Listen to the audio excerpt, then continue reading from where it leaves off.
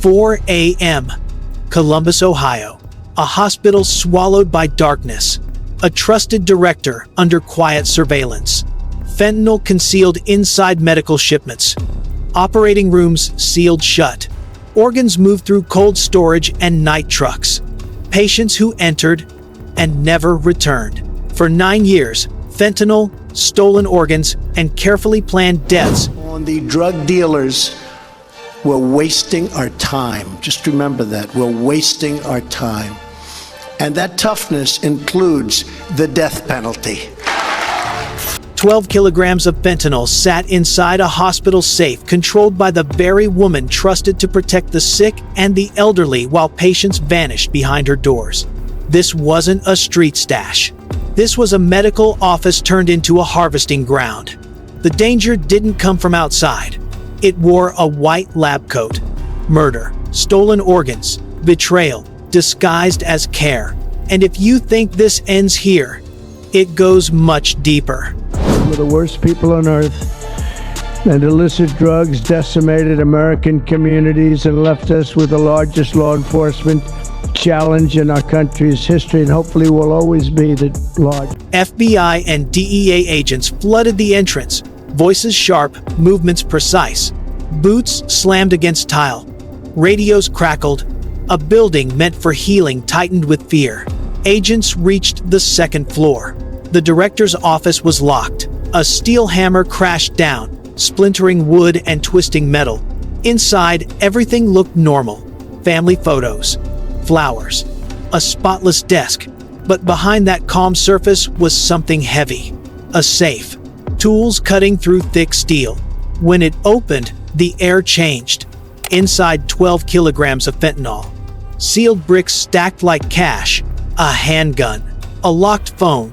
In that moment, 9 years of trust collapsed in a single room.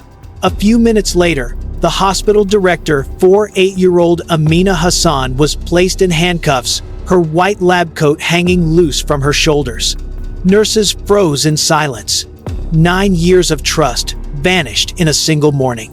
If you want this investigation to reach more people, especially families who still trust their hospitals, hit like now. Comment, truth. If you believe this raid was only the beginning. For years, the hospital appeared calm. Patients waited quietly. Nurses walked spotless hallways. Families trusted every smile. No one suspected a criminal operation was running behind those doors. There were no gang tattoos. No street dealers. Everything looked professional. Controlled. Clean. Yet every 7 days, fentanyl and heroin entered the hospital disguised as medical supplies. Staff never said drugs. They used a code phrase, special weight loss medicine. On Forest, small white bottles moved room to room, handed to unsuspecting patients, each one containing enough fentanyl to devastate entire neighborhoods. Financial records told the real story. The hospital ordered 10 times more supplies than necessary. Midnight shipments arrived with flawless labels. Sterile gloves, surgical gowns, lab equipment, inside bricks of pure fentanyl. Parents brought children for treatment.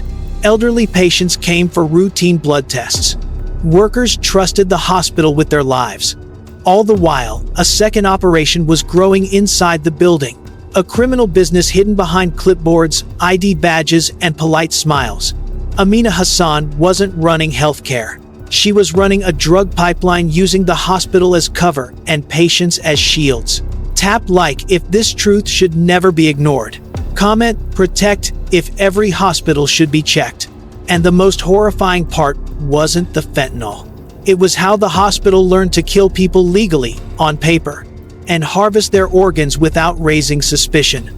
The victims were the forgotten, elderly patients with no relatives, homeless individuals, accident victims sedated before they could say a word. They were chosen for one reason: no one would question their disappearance. Behind a concealed operating room, agents uncovered a system built to make murder look legal. Patients were labeled critical the moment they arrived. Within an hour, paperwork declared them unlikely to survive. 2 signatures, 1 doctor, 1 manager approved emergency organ donation. Many never woke up. A hallway missing from every official blueprint led to a hidden surgical ward. Bright lights, cold metal tables, no intention to save lives. Files identified bodies by numbers only. No families, no consent, no medical history. When analysts reviewed the records, the scale stunned everyone. 315 surgeries in 9 years.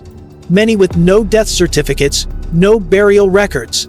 Causes of death were vague, carefully avoiding any mention of organ removal. Harvested organs were sealed in refrigerated containers, labeled donated emergency materials, quietly blended into medical shipments as money flowed back through cartel routes. CJNG. Sinaloa. The hospital had become a node in an international trafficking network. A place built to heal had learned how to make death look official, turning human lives into commodities with a signature. If this illegal organ network chills you, hit like so more people see the truth. Comment never if every life deserves protection. Once Amina Hassan was in custody, agents realized the hospital was only the first crack. Maps inside the federal command room lit up clinics, warehouses, businesses across Ohio, all tied to the same web. The order was simple: strike everywhere at once. Before sunset, unmarked convoys rolled across the state. Armored vehicles took positions. Helicopters hovered silently above frozen streets. Inside a private clinic, agents forced open a back door. The waiting room was empty. The basement was not. Locked refrigerators lined the walls, packed with sealed containers. Labels read medical samples. The chemical smell said otherwise. On a table nearby, surgical tools, already cleaned, waiting for the next procedure. At a warehouse near the river, everything changed. Armed men waited behind stacks of crates. As federal teams moved in, gunfire exploded. Bullets slammed into metal. Sparks tore through doors and concrete. Agents dove for cover behind vehicles. Command stayed sharp, controlled, no panic. A flashbang ripped through a side window, white light flooding the room. Then, silence. On the far edge of the city, a refrigerated truck tried to run. The engine screamed. Smoke poured from the exhaust. It smashed through a gate, racing toward the highway. 2 federal SUVs closed in, blocking it at the last second. Tires shrieked. The truck spun sideways and stopped. Inside, boxes of cash and sealed medical coolers. Inside the coolers, human organs wrapped in plastic and ice. The arrests spread fast. At a police officer's home, agents found stacks of cash hidden in ceiling tiles. At a bank director's house, safety deposit keys and records of offshore transfers. The list of names grew by the hour. By nightfall, dozens were in custody across Ohio.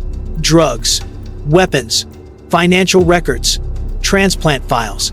Evidence filled trucks and tables. The truth was clear. The hospital had been the center, but the disease had spread everywhere. Walls meant to protect life had instead shielded a criminal empire.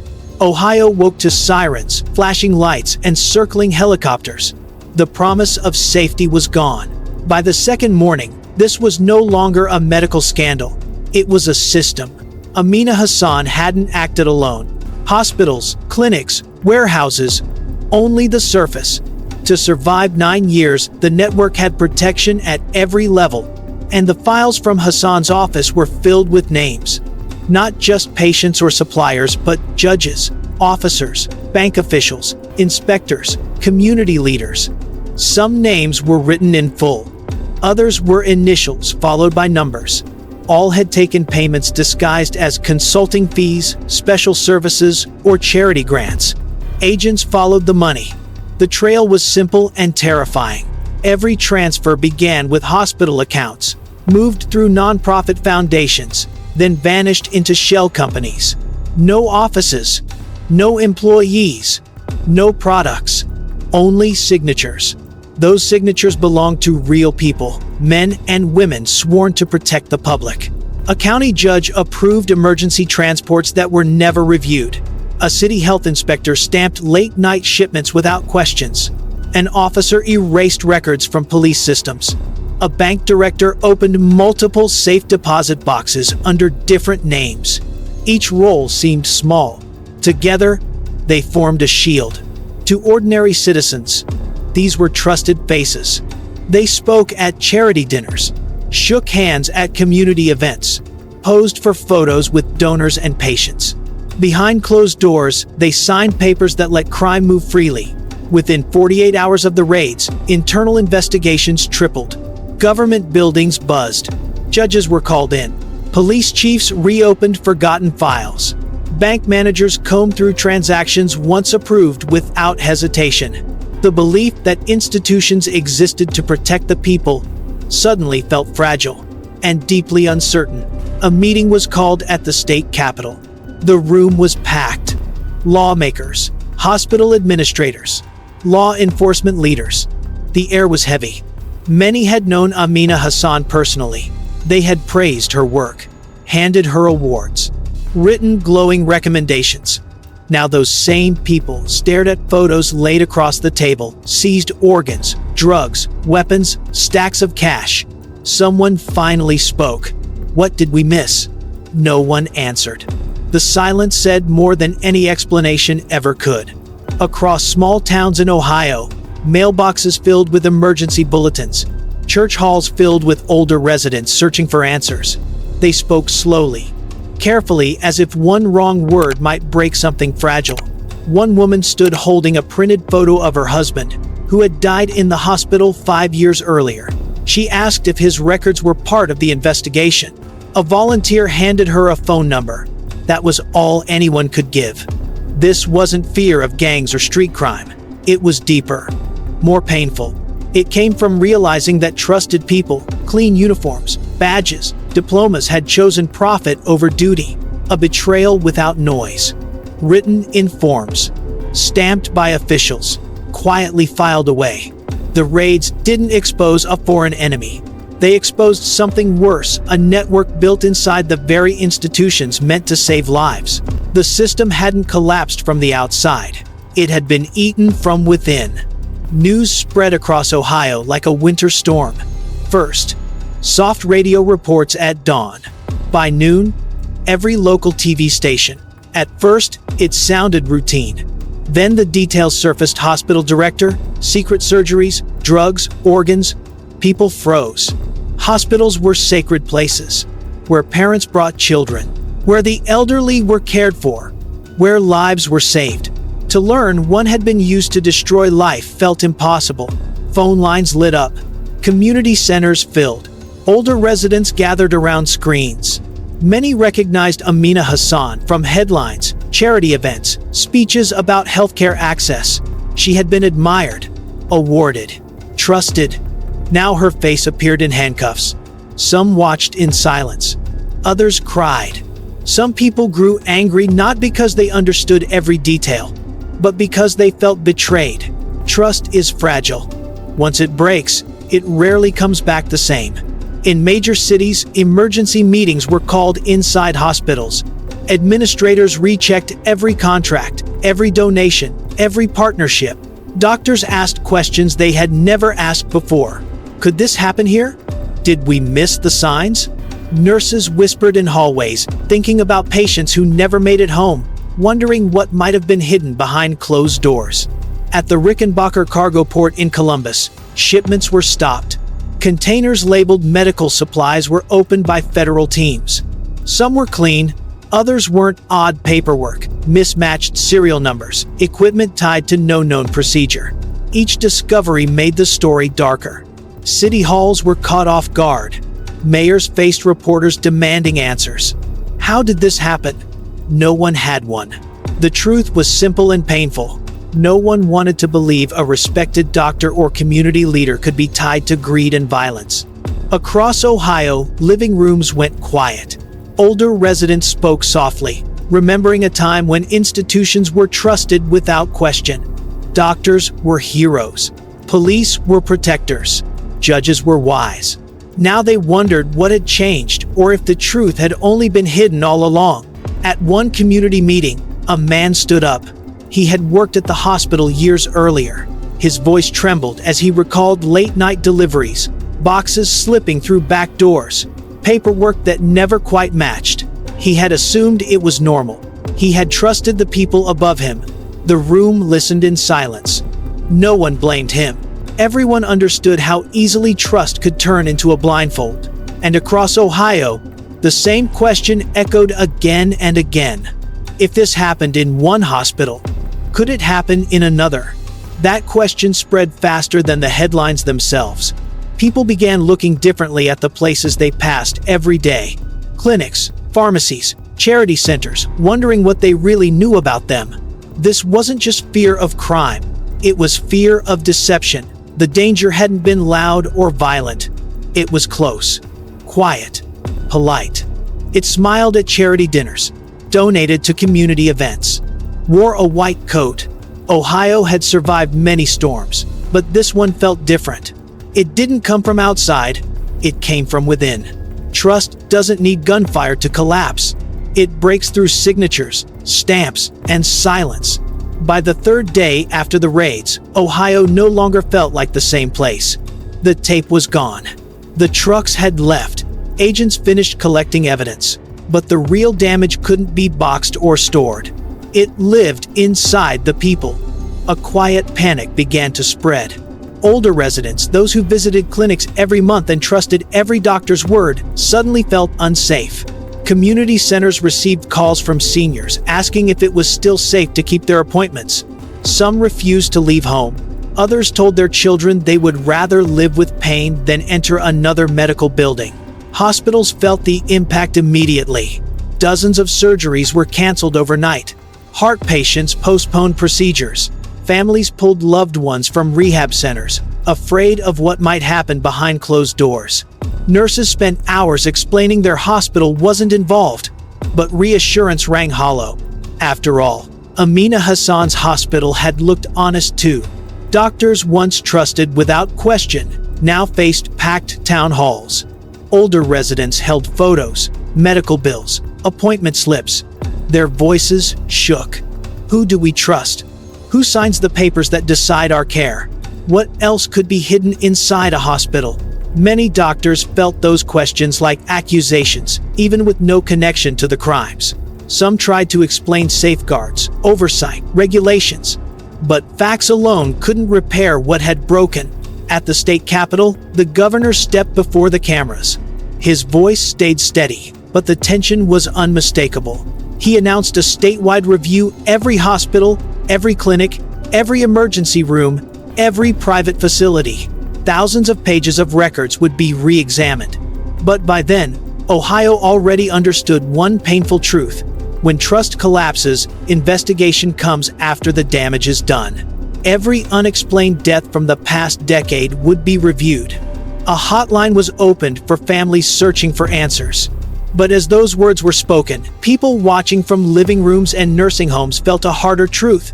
Investigations could uncover crimes, but they couldn't erase the fear already planted. Parents hesitated over routine vaccinations. Seniors avoided pharmacies. Church groups organized carpools, not for convenience, but so no one had to enter a clinic alone. Local radio didn't focus on the raids anymore. They talked about the death of trust. The shock of the criminal network faded. What remained was deeper, the realization that danger hadn't come from dark alleys or strangers, but from buildings people were taught to rely on. Ohio had survived floods, storms, economic collapse, but those came from outside. This came from within, from institutions meant to protect life. In the end, the greatest wound wasn't the drugs, not the stolen organs, not even the deaths. It was the quiet truth that safety is never guaranteed. And once trust breaks, it leaves a scar across an entire state. When the sirens faded and the raids ended, Ohio woke to a reality no headline could fully explain. A hospital trusted with lives had become a gateway for drugs, stolen organs, and silent deaths. And the lesson went further. Danger doesn't always announce itself. Sometimes it hides behind walls we never question. Across the state, people looked at medical forms, old prescriptions, memories of loved ones lost too soon. For many, it was the first time they understood how fragile trust really is. and how easily it can be used against the innocent. The shock was real, but it carried a message. Stay vigilant even with institutions we assume are safe. And in the middle of that darkness, one truth stood firm.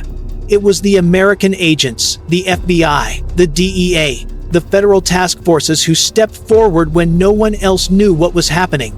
They followed the evidence quietly, worked through the night, walked into danger so ordinary people wouldn't have to. They exposed a network stretching across states and borders, with discipline, courage, and an unshakable commitment to protect Americans. Moments like this remind us where the nation's strength truly lies. Not just in laws or buildings, but in the men and women willing to stand against threats seen and unseen. Because of them, victims may finally get answers. Because of them, Ohio can begin to rebuild trust. But justice doesn't end with one raid. It continues when people refuse to stay silent. It grows when accountability is demanded. And it becomes stronger when stories like this reach everyone. So if you believe the truth matters, if you believe these agents deserve recognition, and if you stand with justice, hit like so this investigation reaches more people. Comment "Justice for Ohio" to keep this story alive. Share this video to protect others from the danger that once hid behind a hospital door. Because in the end, one lesson stands above all. America stays safe when its people stay aware, and when its protectors never stop fighting.